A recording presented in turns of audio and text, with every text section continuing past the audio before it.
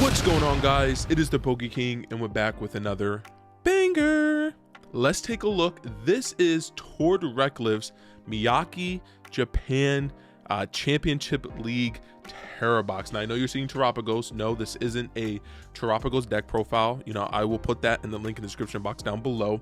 But this is going to be Tord's new take on Tera-Box. Let's get into it because Tord's playing a couple of new cards with this deck, and this might be the best version of Tera-Box, this new Pidgeot Tera-Box. So you start off with 2 Terapagos. Once again, this is just a very solid beater, unified beatdown within the name. Terapagos is a big beefy tank, and the benefit, once again, we're not doing the Crown Opal attack with this Tera-Box deck. We just want Terapagos just to be able to take out against other Tera-Box deck, things like Teal Mass Ogerpon, Wellspring, which is now being played in like Charizard. So we want to be able to take those nice knockouts. Now we're playing Pidgeot because one of the things I think that even Tord's found when playing the deck, and even what I found when playing Tera-Box, is that sometimes you're just needing an energy, but you don't want to play like an earthen vessel and discard cards because every card is so vital in this deck. So I think Tord found out that, you know what's better than getting an energy than getting any card you want out of the deck. So we're playing 2 Pidgey with the Pidgeotto. So once again, you can still take advantage if anyone's playing a random Grand Treat bill, but also you can naturally not have to use Rare Candy because we're going to be playing 2 Pidgeot EX, which I think is just super important. You know, you don't have to play things like Pokegears, Earthen Vessels. You would rather play a nice Pokemon like Pidgeot EX, and this is also an attacker, plus it's also a free retreater out of the pivot spot, so you don't have to play things like, you know, certain like Badoo, stuff like that. So these are all different Hootoots, as you can see, but Tord was playing 4 of the 80 HP. Now, if you're going to Atlanta, you definitely want to make sure you're playing 4 of the 80 HP. Now, once again, that's just due naturally to not letting Dragapult be able to go 60 damage, Hawlucha knockout. So you're going to play 4 of the 80 HP. I have to find them. I have no idea where they're at. And then he's also playing 4 Noctowl. Now, once again, Noctowl being triggered off of a Terra Pokemon is super good. The fact that once again you get 2 trainers when you evolve Noctowl just makes the deck super versatile. With Pidgeot, you're pretty much getting whatever you'd like. Now we play 2 Fan Rotom. Of course, once again, if you run into a Clefairy, that's just natural, you're gonna run into a Clefairy, but Fan Rotom can allow you to set up the Hoothoots and get the Noctowls. He is playing 1 Duskull and the 1 Dusknoir line. Now there's no Dusclops, so you're gonna have to go Rare Candy Duskull into Dusknoir, and the goal is you just want to put 13 damage counters, so then you can not take knockouts on things like Zard, take out knockouts on like Dragapult, and then of course you can just be more versatile. We're playing the 1 Wellspring Ogerpon. The fact that you can then Torrential Pump, I think being able to take 2 prizes in 1 off of single prize decks, super important. And then we're also going to play 1 Cornerstone Mask Ogerpon. This card's busted, you know what it does, it's absolutely nutty. And then we're going to play 1 Lillie's Clefairy.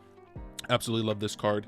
Once again, just being able to, you know, take knockouts on Raging Bolts easy, and also Dragapult just allows you to have a better matchup.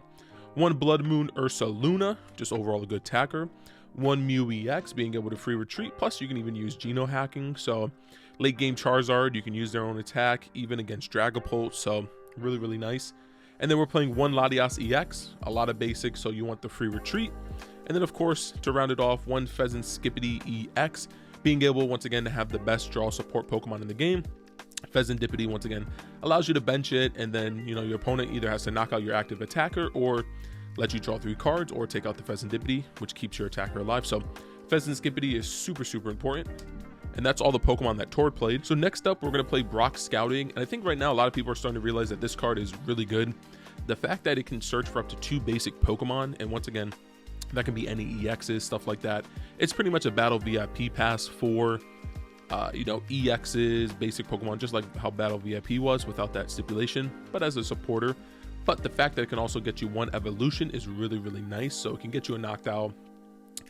So this is super versatile. It can get you a Pidgeotto, get you a Pidgeot. So we like Brock Scouting in the deck 2 of, and I think you'll start seeing people play more Brock Scouting and things like Dragapult versus like Jacques.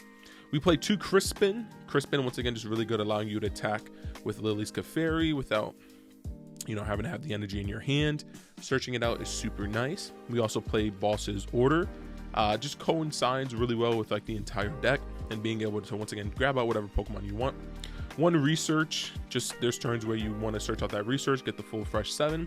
1 Iono, really good in the beginning or late game, and then 1 Professional's Turo, being able to pick up things like Terapagos and stuff like that, or Pidgeot that's been damaged, and then 1 Briar.